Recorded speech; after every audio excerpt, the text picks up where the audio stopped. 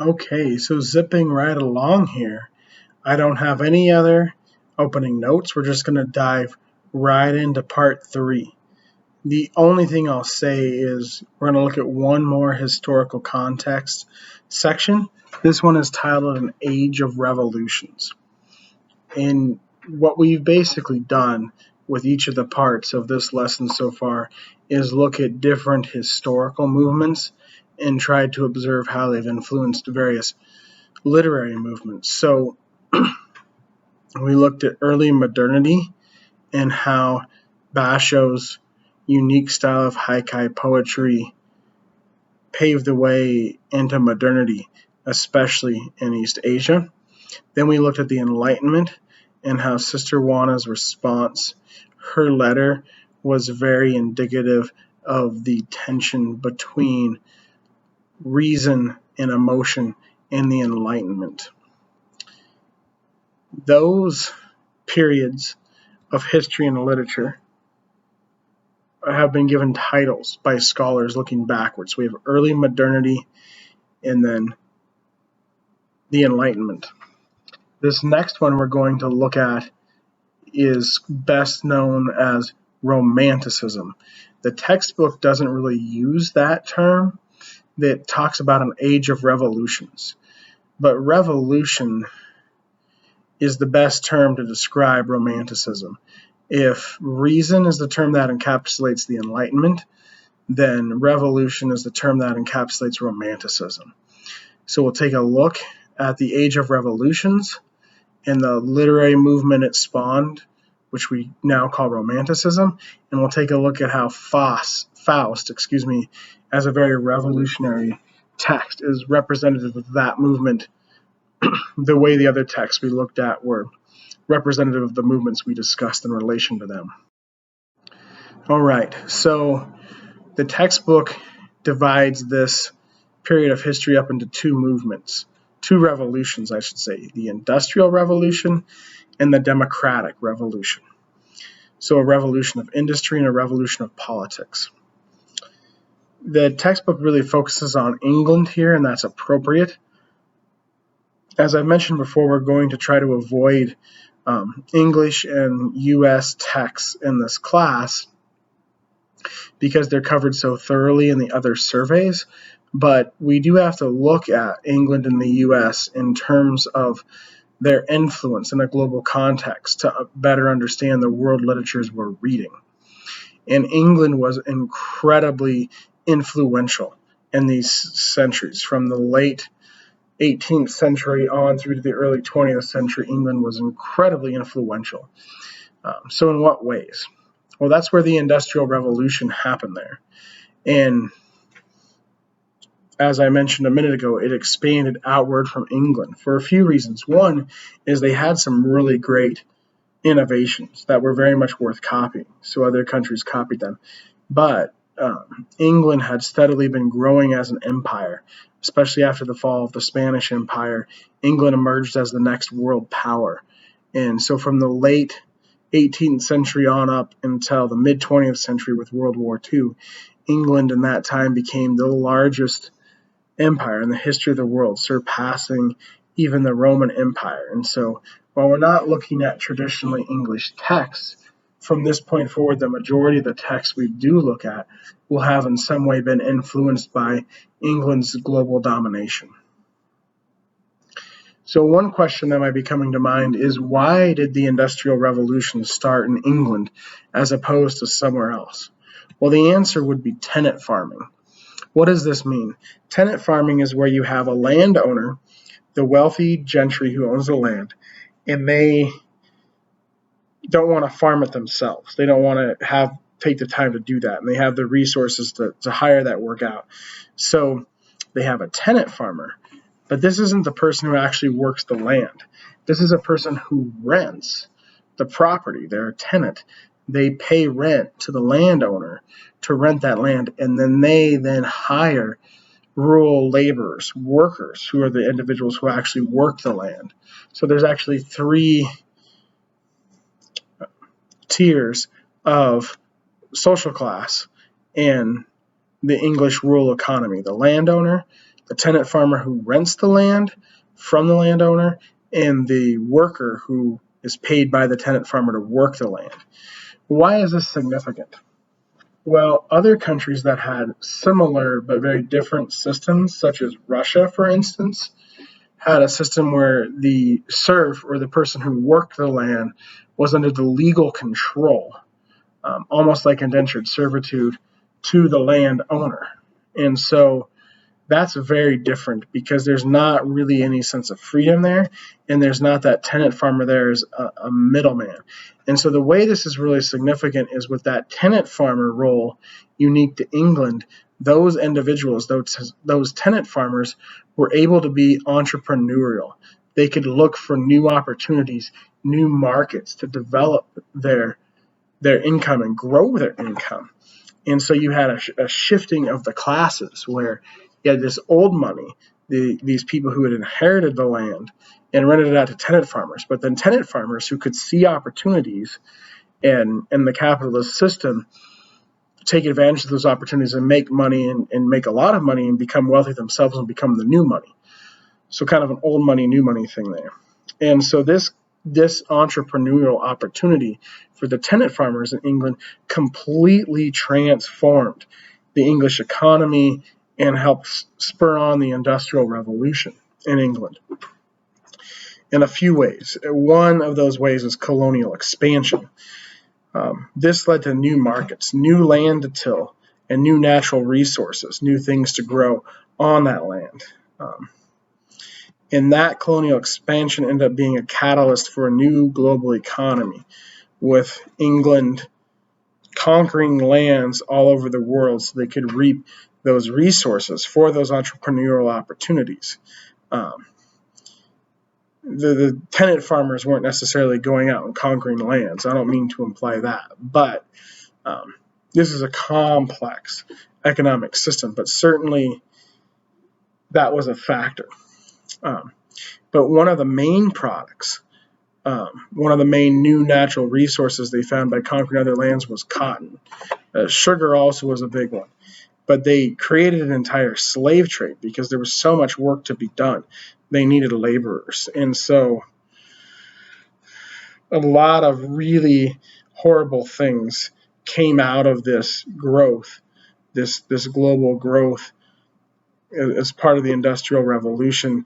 And England had this entire slave trade, especially in the West Indies and places like Antigua, where they had cotton and sugar plantations. And you know well about the slave trade in the U.S., so you know some of this history and how horrible it was. It's just like I said in the last part of the lecture, that whenever there's progress, there's benefits, these new innovations, but there's also costs, and in this case, great costs. Slave labor is just one of the ways people suffered during this time. You also had rural laborers, the people who worked on the farms. As the Industrial Revolution spread and grew and new technologies came about, rural workers could be replaced. There were machines, like threshing machines, that could do some of their work. That old system started to die off because that middle class of tenant farmers was able to accumulate new wealth, new money. And the old money, eventually, as it always does, died off. And so you had the rural economy completely changed.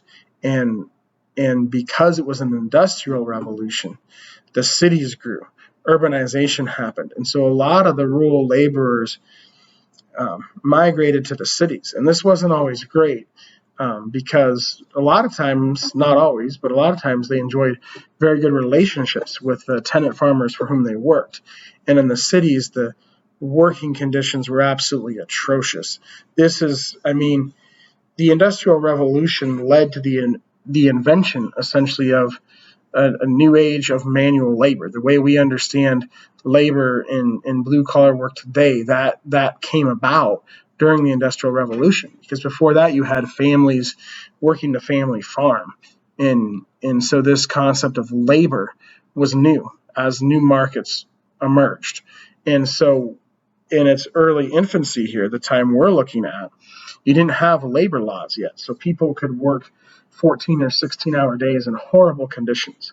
And of course, part of that, as I note here, is child labor. And a lot of the jobs they had children do, which is, a lot, like I said, a lot of horrible things. Continuing on the list of horrible things that were part of this, you had England's influence. Here's where we get to the world literatures part, expanding out, influencing other countries. England dominated so many parts of the world that their economy, the English economy, influenced the economies of other countries throughout the world. For instance, India already had a thriving, fairly industrial type of system, a textile system similar to the Industrial Revolution in England before England got to India. And so they,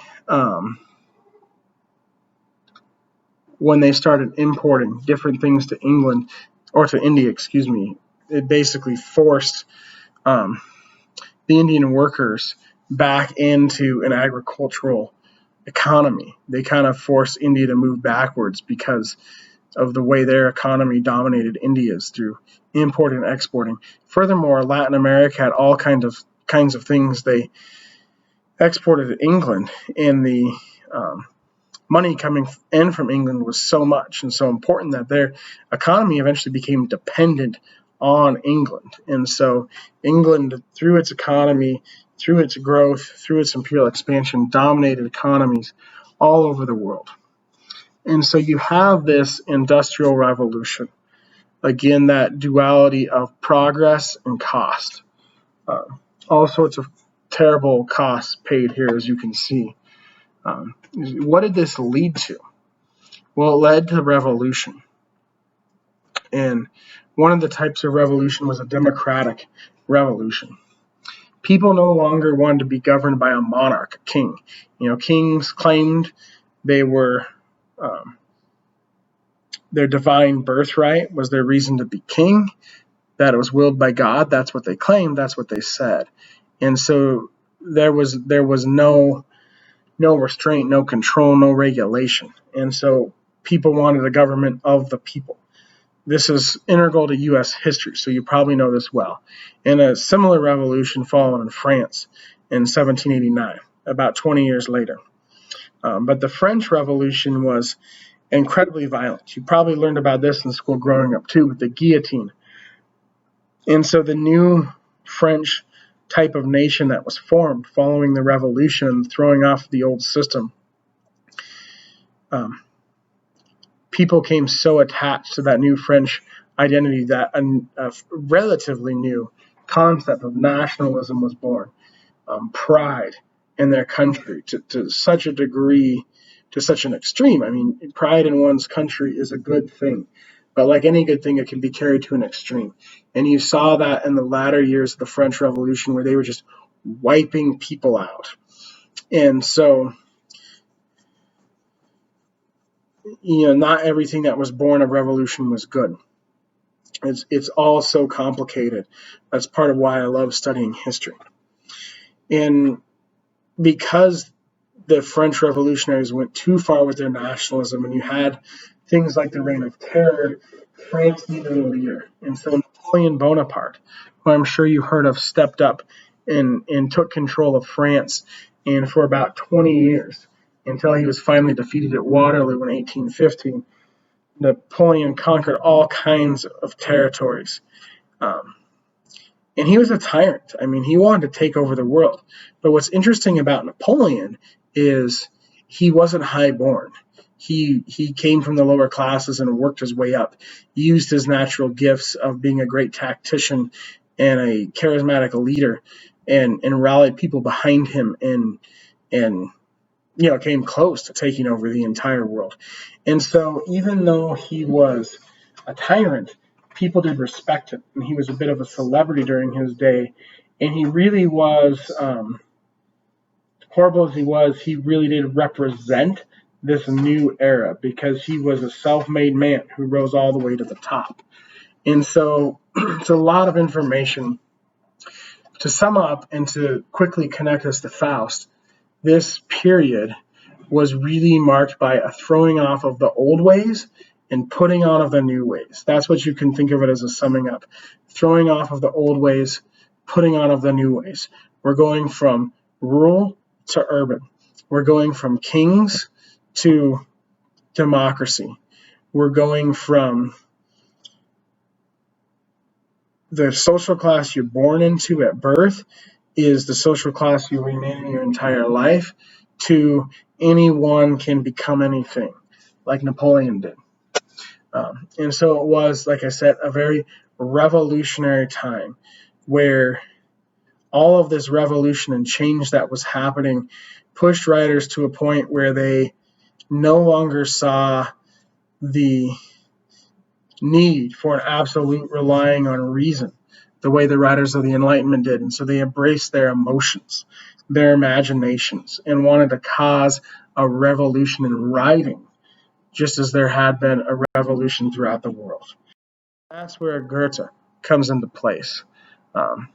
Faust is an excellent example of literary romanticism, of revolution in text. So a little bit about Goethe before we looked at Faust. Few writers have ever surpassed him in global fame and influence. He's one of the most famous writers of all time, and one of the reasons for that is he's really like the last example we have of what they call a Renaissance man, a true example of that. A Renaissance man is someone who was skilled in more than one area. For example, I am fairly good at teaching writing and teaching literary analysis, not great at math. Goethe, he was good in arts, science, politics, and obviously writing. He was skilled in so many areas. I mean, he could write great plays, he could do great art, he made discoveries in science, he was an outstanding politician.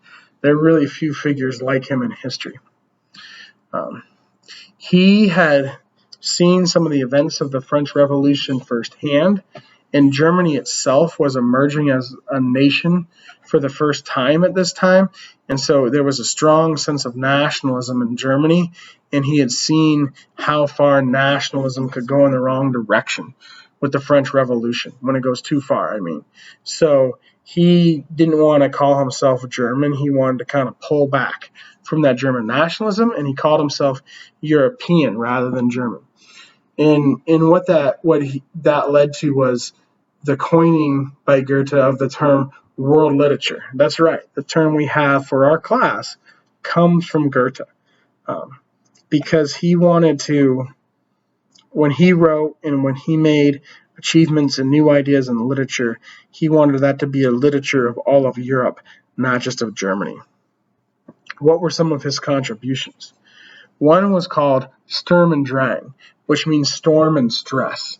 And so with Romanticism, you have these passionate texts driven by feeling. Storm and stress are the perfect words to encapsulate Romanticism. And so this was kind of an early form of Romanticism, driven by Goethe, that was really the first break with the emphasis on reason of the Enlightenment. And so you had emotion over literary forms with this particular movement. The book of his, novel I should say of his, that was the catalyst and exemplar text of that movement was called Sorrows of Young Werther in 1774. Goethe had a long life, wrote a lot of things. The final revisions of Faust were at the very end of his life. Werther, the novel Sorrows of Young Werther, was so popular, you had people making paraphernalia. I mean, an example today would be like there were Werther t-shirts. But it's an incredibly tragic, dark, passionate tale. And so the protagonist, Werther, kills himself at the end. And the fascination with this novel went so far that tragically people actually copycatted Werther and committed suicide in a similar fashion, clearly modeled after the events of the novel. So that's a tragic part of it. But this popularity of this novel and this passionate writing style, it made Goethe a celebrity overnight. He's one of the first ever literary celebrities. But this is the early phase of his career. And as I said, he's a Renaissance man. He lived a long life. So what else happened? Well, eventually the Duke of a place called Weimar called Goethe to his elegant but provincial court, made Goethe an officer of the court, elevated him to the aristocracy, and Goethe rose up and up, self-made man like Napoleon. And so this is eventually how he got into politics and whatnot. During this time, there was a shift in his writing style away from the storm and stress into more refined literary form. As you can see in Faust, there's still that emphasis on emotion and imagination, and it's a very romantic text in that sense, but at the same time, it's very technical and very structured. And so he spent hours, days, years with Faust in particular revising his works, whereas when he wrote Young Werther, he was just, writing the text, not really worried about the structure and the form. So this was an important shift for him. And it came with getting older and kind of rising in social class. And he still was a forerunner of all these major things, even later in his life like this. He became the chief representative of a revival of classical forms and ideas in Germany. So kind of going back to the Greeks and the Romans and those, what we call the classics. There was a classic revival in Germany and throughout Europe, and that was another thing Goethe spearheaded. And a part of that was theater. That was really the most popular part of this classical revival. And so he even wrote a guide for actors. That's how multi-talented Goethe was. So a little bit about Goethe. Let's turn to Faust. This is a challenging text. I've read it and taught it several times, and I have to confess to you that it is a text I've always struggled with, seeing the brilliance of it. As our textbook says, it's a modern epic and probably the most popular and influential text to ever come out of Germany. It's the German epic. But I've always struggled with seeing why. It's a text I've never really fully been able to wrap my mind around. But having now taught it about half a dozen times and teaching it to prepare for this lesson, one thing that struck me was how much content for this lesson I was able to pull out of it. And so I still haven't pinned down the one thing that makes it so great. I'm hoping that's a question you can answer for me. But I do see how vast it is and how many interesting things there are there to think about. And so I'm grateful that I'm learning more about how to appreciate Faust through this lesson. Along those lines, one of the main things I noticed through this reading was its combination of genres. One reason there's so many interesting things going on and so much to pull from this text is that it's not just one type of play. It's on one level a morality play, which is how the Faust legend began, kind of this morality tale, this warning, to be a good Christian. But it's also a tragedy. It's a sorrowful tragedy. Like I said, it's the German epic. Goethe elevates Faust to epic proportions. It's also a meditation on modernity.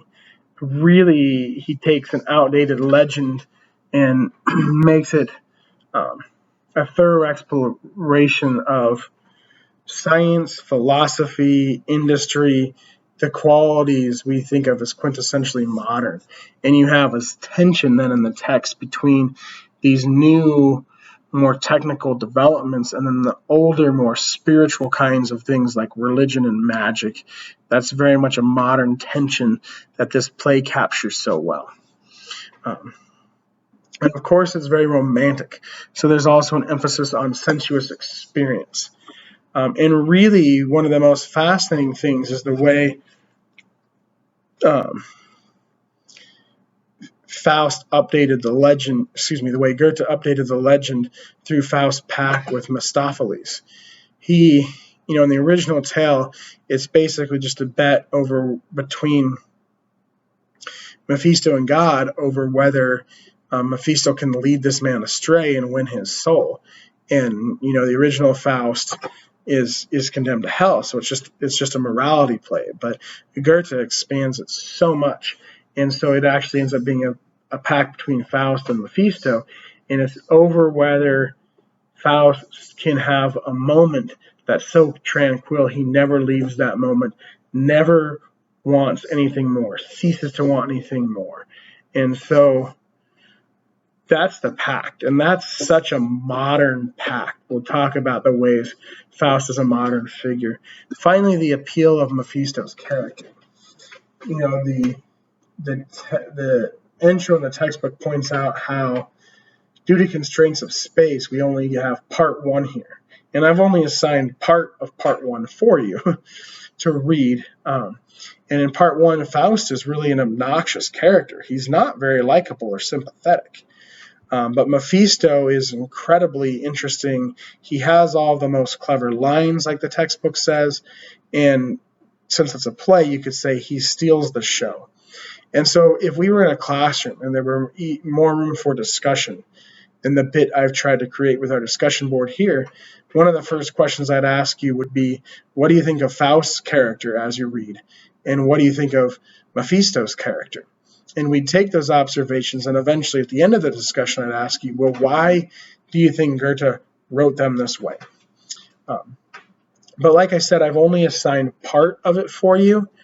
So just, again, trying to get through as much good content as we can, but still keep the reading load manageable in such a short class. And so I've asked you just to read through the deal, the pact Faust makes with Mephisto, which is still, a good 50 pages, but, 100 pages shy of what you potentially could read if you read all of part one. If you want to read all of part one, that's absolutely wonderful. I'd encourage you to do so if you have the time, but I will kind of summarize what happens at the end of part one and in part two toward the end of this lecture to help you out there. Okay. So I'm going to go through each scene here and try to look at the most important parts. And this is such a complex hybrid tale that Goethe revised so many times that you actually have two introductions, the prelude in the theater and the prologue in heaven. First, you have the prelude in the theater. And really what this scene is a tension between the manager and the poet. The manager wants to appease his audience, and the poet wants to write great art. That's always the tension, right? Business versus art. And what you end up having is they kind of reach a middle ground where the manager puts his faith in the poet and says, I trust you to do something people will love. And so the passage I've plucked from here is the final statement the manager makes before the play begins, and he's basically giving free rein to the poet to do, spare no expense, do whatever you need to do to enthrall this audience, which is really what Goethe did. I think that's why he added this prelude when he published the final version. This is his magnum opus, his labor of love. He spent decades revising it, so it is the biggest, most complex thing Goethe did, and he wants to signal that through these very poetic words. At the start of the text, he says, this is the manager telling the poet, you have free reign, unlimited budget to do whatever you need to produce a great play audiences will love. You know how on our German stage we're free to try whatever we please. So don't imagine I want you to save me money on paint and properties. Hang out heaven's big and little lamps, scatter stars over the canvas sky. Let's have fire and flood and dizzying steeps, all sorts of birds and beasts. Do the thing liberally, and thus on a narrow platform you're able to go all the way around creation's great circle. At a brisk enough pace, yet deliberately as well, from heaven through this world down to hell. And so there you have Goethe's introduction to Faust, his statement that this is his magnum opus, spare no expense. And then the text is really kind of framed here by this prologue in heaven, which is Goethe's adaptation of a scene in Job, where God essentially gives permission to the devil to try to tempt Job. And you have here the passage I've chosen from this scene is one of Mephisto's speeches, because as I mentioned, Mephisto, tends to have the most interesting lines in the play. About suns and worlds I don't know, beings I only see, how mortals find their lives pure misery. Earth's little God shaped out of the same old clay, he's the same queer fish he was on the first day. He'd be much better off, in my opinion, without the bit of heavenly light you dealt him out. He calls it reason in the use he puts it to act more beastly than beasts ever do. To me he seems, if you'll pardon my saying so, like a long-legged grasshopper, all of whose leaping only lands him back in the grass again chirping, the tune he's always chirped, and if only he'd stay put in the grass. But no, it's an absolute need with him to creep and crawl and strain and sweat and stick his nose in every pile of dirt. So this is the devil's critique of man, which goes back to Lucifer's fall from heaven, right? You look at the human race. The human race is not very appealing. And you think about Goethe, what he lived through, seeing the French Revolution, some of it firsthand. He had every reason to know from experience the most horrible things the human race is capable of. And so, when you think about Lucifer's question of why does God love humans? Why does God redeem them? Why are they made in his image and likeness? I think Goethe is using Mephisto here a little bit to relate to that question. But I think what really stands out about this passage is Mephisto's missing the point. Human beings aren't worthy of redemption. He's looking at it the wrong way. There's no way that you look at a human being and you think that human being should be redeemed. Human beings are slicing off people's head with the guillotine. They're dropping children down chimneys, making them clean them out. You don't look at that and think this person should be redeemed. What Mephisto is missing here is mercy, and grace.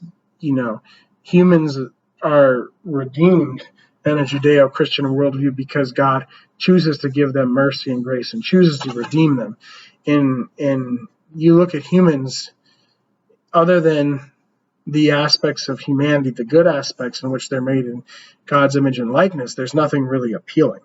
And so that's what Mephisto's looking at. But Mephisto's missing the beauty of someone not worthy of redemption still being redeemed. He's missing mercy and grace there. But it's a very human kind of an argument that, many people can relate to. And I think that's what Goethe is hitting on here, and one of the reasons why this text is so enduring and popular. He's raising a question I think humans raise all the time. But he's missing the key to understanding the answer. All right, so that debate frames the text. The devil doesn't see what there is in humankind worth saving, and so he and God make this bet that he can lead a man astray, and the choice here is Faust. And so we open with Faust in his study at night, and he has a thirst for knowledge. And one of the ways he pursues that thirst for knowledge is he opens up the book of Nostradamus. And as he reads, he sees the sign of the macrocosm, which means the great world, basically the sign of the larger universe, of things bigger than him. And all of a sudden, he's doing much better than he was at the start of the text when he was kind of depressed. Because his eyes are opened and he can see more. He says, "Am I a god? All's bright as day.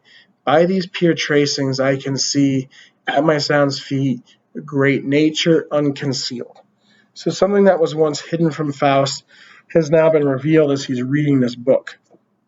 And basically, by looking at this book of Nostradamus, he's turning to magic rather than before this he was just doing book learning, just trying to use science and reasoning. So he's turning into a more imaginative, more supernatural kind of a thing here, and that's, when his eyes are opened up, he sees nature revealed to him, and he's looking for answers. He's brilliant, right? He's a PhD. He knows all of these things. He has a thirst for more. He wants to know more and more. That's really the consuming central concern of this text, is Faust's thirst, desire to know more. And so he, for a moment here, sees nature unveiled and knows more. And so he's goes from being depressed to happy because his thirst has been partially quenched. And again, like the macrocosm, if you translate that literally from the German, it means the great world. And so Faust wants to know the whole universe. He wants to know everything. That's why it's a continual quest, a continual thirsting. The macrocosm represents the enormity of what Faust wants to know. Faust's desire for knowledge is, like this text itself, enormous. Going on, what happens next? He says, "Oh, what show, but a show, nothing more, how infinite nature lay hold of you where find your all life-giving fountain, breasts that sustain the earth and the heavens, which my shrunken breast yearns for with a feverish thirst. You flow, overflow, must I keep on thirsting in vain?" So this passage begins a pattern you see all throughout Faust, where he gains insight. Nature is unveiled. He learns a little bit more, and he's satiated for a moment, but he hasn't learned it all yet. So he continues to thirst, continues to hunger, and this pattern repeats all throughout. And what it reveals is that he can thirst and continues to thirst and just continues to thirst, and that thirst is never really quenched. But that's part of what Goethe loves about Faust, because with modernity, with the revolutions, with the dawning of this new age, we have access to science and knowledge we didn't have before. And Goethe saw it as a glorious thing to continue to pursue that. And so Faust's striving, it torments him, but it's also what Goethe loves about him. And so morosely, he turns the pages of the book and comes to the next sign. So morosely is a key word there, because it's that pattern of he's depressed because he's still thirsting. His thirst is partially quenched, so he's not depressed, and then he realizes he's still thirsty, he still hungers for more, so he becomes morose or depressed again. It's interesting, though, when he turns, so first was the sign of the macrocosm. He saw how large the universe is. Then he turns to the sign of the earth. So it's a Mother Earth kind of thing happening next. And he says, "What a different effect the sign has on me. Spirit of earth, how near you are to me. Already fresh life blood pours through every vein. Already I'm aglow as if with new wine. Now I have the courage to dare to venture out into the world and bear earth's ill, earth's well, and bravely battle the howling storms when the ship splits not to tremble." So, seeing Mother Earth with the sign of the earth here, he's like, his eyes are opened again, like they were a minute ago. So he's shifted from morose to happy again, because he knows a little bit more. His thirst is partially quenched. But what he sees this time is one of our threads from earlier in the lecture, sensuous experience, that very romantic thing. He's been in his study, spent his whole life with book knowledge, learning from books. What this sign shows to him is he needs to get out in the world, thrust his senses upon the world, and taste, smell, hear, see, experience the world. And so that's what he's learning here. But what happens when he sees the earth sign is a spirit appears. And he goes, from morose to happy to morose to happy to morose again when he sees the spirit, because the spirit he knows that the spirit is out there. He still doesn't have all the knowledge yet, or he would understand exactly who and what this spirit is, and that's a bit of a mystery. He can't name it, and so this leaves him dejected, and to the point where he contemplates suicide. And the only thing that holds him back is he hears a chorus of angels singing, because it's late enough at night. It's actually midnight now, and a new day has come about, and it's Easter morning. And so knowing that it's Easter is the thing that holds him back here from taking his own life when he again becomes morose or depressed, because he again is thirsty. He has realized he doesn't know everything. And so this Easter morning is interesting because it shows another tension in Faust, which is it's this very dark text where you have Mephisto as a prominent, sympathetic, likable character, but there's always this tension as Faust seems to be going down a very dark path. For instance, here he's contemplating suicide. He then sees this ray of light, from heaven, and it holds him back. So there's always this tension between the dark or the demonic and the heavenly or the light. And we never really know exactly which way Goethe is siding. It's too complex of a text to easily untangle where exactly Goethe's allegiances lie. We'll pursue that question as we go on. But this Easter morning, Faust's decision not to kill himself is the end of the first scene, Night. Goethe wrote the play as this is incredibly long and complex. So it's almost what you'd call a closet drama, a play that's written in the form of a drama but isn't performed because it's just too hard to stage. The textbook talks about that a little. So rather than being broken up into scenes and acts, it's broken up into these little vignettes. And so Night is the first vignette. And the next one is outside the town gate, which is really just Faust and his friend / student Wagner walking around. And they see other people walking around on Easter morning, and you can kind of hear their conversations. And you have this description of what happens on Easter morning. And the description is, they celebrate the Savior's rising, for they themselves are risen. From airless rooms and huddled houses, from drudgery at counters and benches, from under cumbrous roofs and gables, from crowded, suffocating alleys, from the moldering dimness of the churches, all are brought forth into brightness. And when I read these words, when I see words like airless rooms, drudgery at counters, under cumbersome roofs and gables, all are brought forth into brightness, I get a sense of longing, of thirsting or hunger.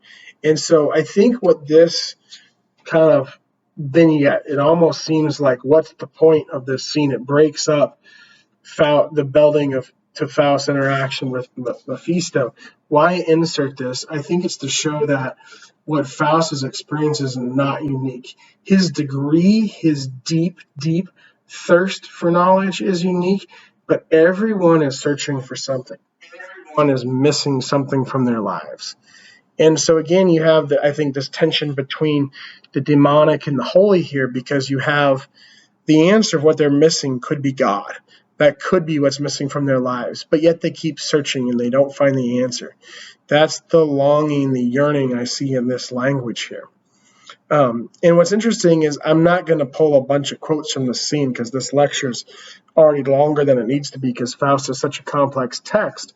But some of the other passages I would have pulled from here have these young people walking around on Easter morning, and they're talking about seducing girls and other things that are very earthly, sensuous pleasures rather than Easter, rather than the rising of the Savior. And so, Goethe could have put that conversation on any day, but by putting it on Easter, he's evoking that tension. These are, seemingly religious people, you would think, in this community, but their focus isn't on Easter, it's on earthly pleasure. So the tension in Faust's heart is not unique to him, it's the human condition, as we'll see as we continue. So after the walkabout on Easter, he goes back to Night, and Faust is back in his study, and this is where he encounters Mephisto. And so for this scene, I've plucked another Mephisto quote, That really shows how clever he is. I say what's so, it isn't modesty. Man in his world of self's a fool.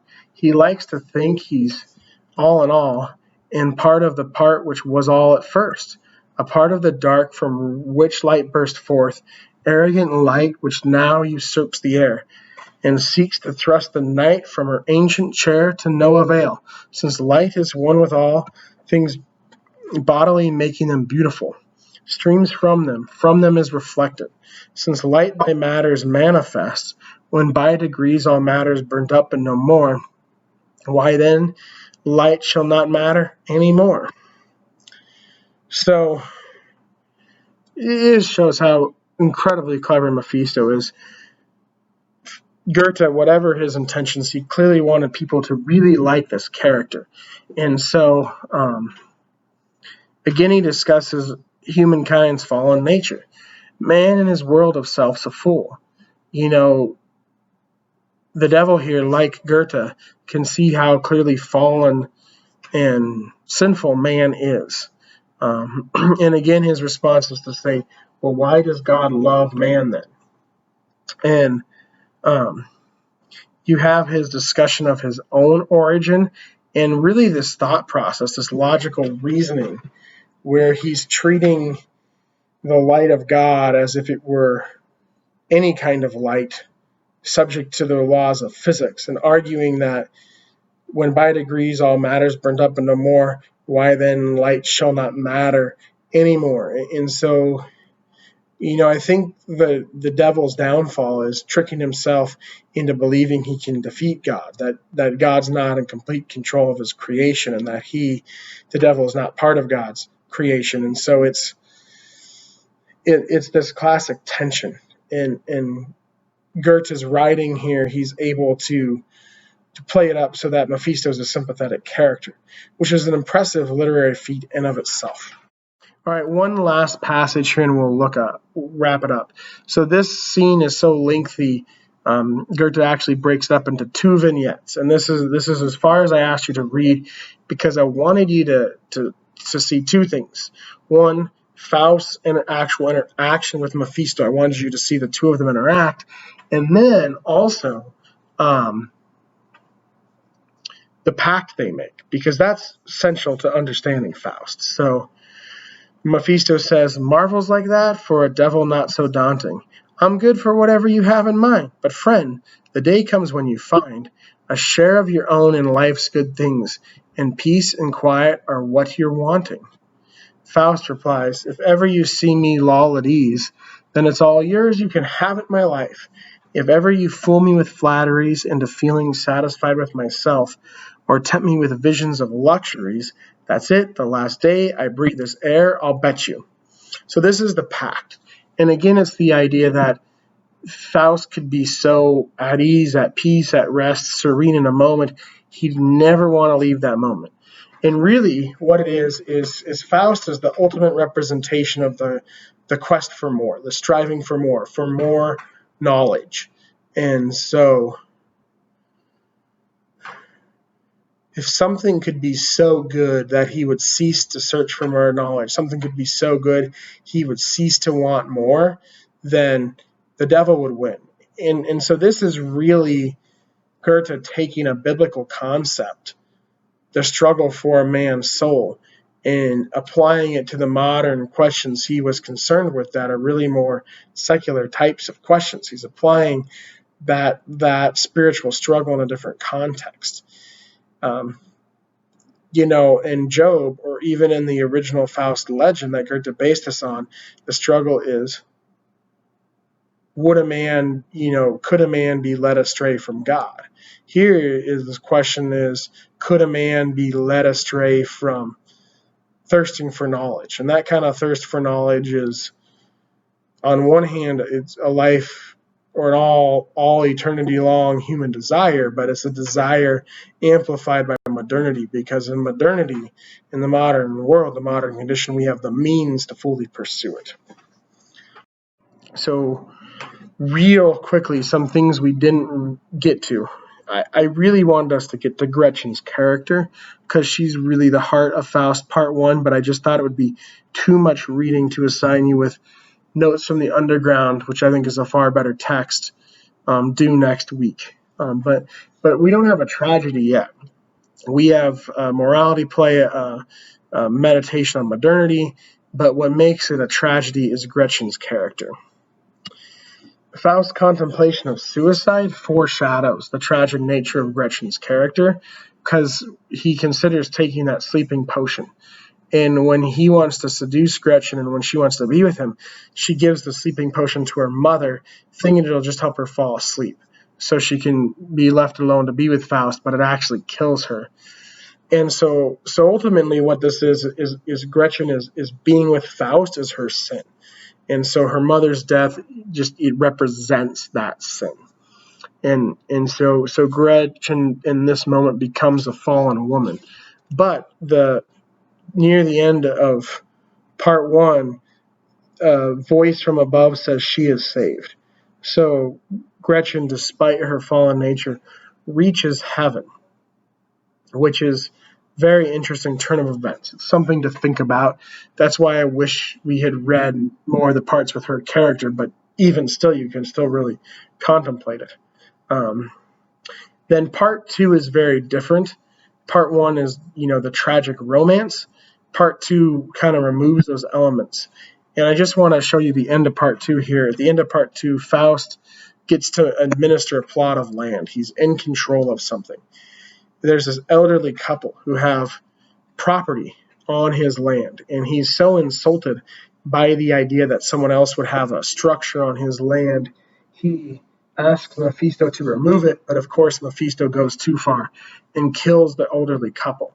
And so Faust then decides to treat the rest of his subjects very kindly to help to better their lives, perhaps out of the guilt he feels for the death of the elderly couple.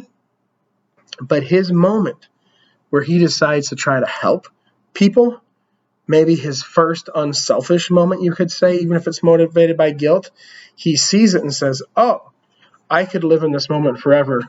Boom, drops dead. So Mephisto thinks he's won. But instead, angels carry Faust off to heaven.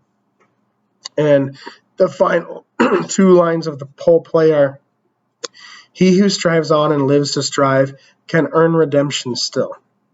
And so I think that what this is that Mephisto has only half won the bet. Faust recognizes this is the moment he would seek to prolong, but he doesn't actually stop and stay in that moment. And so what's interesting is both Gretchen and Faust are saved. I'm not sure why Gretchen is saved, other than that it only seems right, it only seems fair. She suffered so much. Faust is saved, I think, because he never fully gives up his quest for more. I think that's what Goethe is honoring here, is the thirst for knowledge. Faust never completely gives that up, and I think that's why Goethe wants him to be redeemed. So what do we make of all this? This is definitely a text where I have more questions than theses. If there's one word that sums Faust up, in my opinion, it's striving. He is always searching for more. I think that's ultimately why he goes to heaven. In a biblical sense, I don't think he'd go to heaven for that, but that's what Goethe wants to reward, and this is the world Goethe has created. Although, in a biblical sense, the striving represents the fallen nature of humankind. Something is missing from his life, or he wouldn't be looking for more. The answer of what he's missing could be God. That's what the Bible would say. That's where Goethe has really diverged from a more traditional kind of Christian morality play and made it his own modern thing. So is it an anti-Christian text? I think it's too complicated and too back and forth to just say that. But certainly a Christian idea would be to rest in God, to trust in God, right? That's the moment of salvation for a Christian, is putting their trust in God. But for Faust, he's putting his trust in continual striving. Another way to look at it would be a works-based kind of salvation rather than trusting in God in a Catholic sense. One has to work and earn their salvation because Faust is continually working, continuous striving.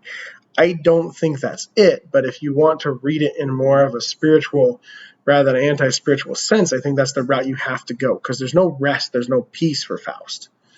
The biggest question I hear is why does Goethe choose to save both Gretchen and Faust?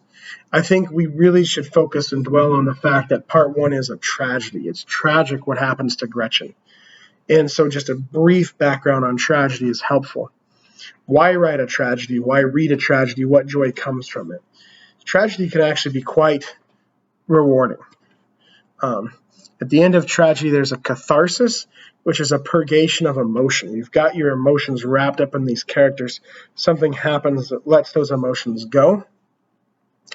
And usually what that is a moment of anagnoresis, or the hero's recognition of his hamartia, his tragic mistake. So horrible things happen at the end of a tragedy like they do for Gretchen. But the hero, in seeing the tragedy, sees the error of their ways, and that moment of recognition is the payoff in tragedy. Rather than a happy ending, you have a sad ending with a moment of revelation or insight. So Faust feels guilty at the end of part two over the old couple whom Mephisto kills. But I imagine he has to still be feeling some guilt from Gretchen's death. And so maybe it's not just the striving. Maybe that's part of what pushes him up to heaven, is that he does have that anagnoresis. He does recognize how he hurt Goethe. I'm not sure. I mean, he seems like a purely selfish being, but maybe that's why I'm asking. And finally, why would Goethe make Mephisto such an appealing character? A man named John Milton wrote an epic poem called Paradise Lost before this. And even though Milton was a Christian and wanted to tell a Christian story, in that text, like this one, the devil is a very sympathetic and appealing character. And then the anti-Christian poet, a romantic writing around the same time as Goethe said, William Blake was his name, said Milton was of the devil's party without knowing it. That the devil was such a sympathetic character, he couldn't resist making him a likable character. That was just in the devil's nature. So it's a dark proposition, but an interesting question, and the kind of interesting question you only get from complex literature, which is certainly what Goethe has given us. I think the most interesting thing here to meditate on is the tragic aspects and why Faust and Gretchen end up making it to heaven. But again, I've gotten a lot out of this. Hopefully you have too. But it's a text that's always challenged and puzzled me. So even more so than usual, I look very much forward to reading your discussion board posts on it.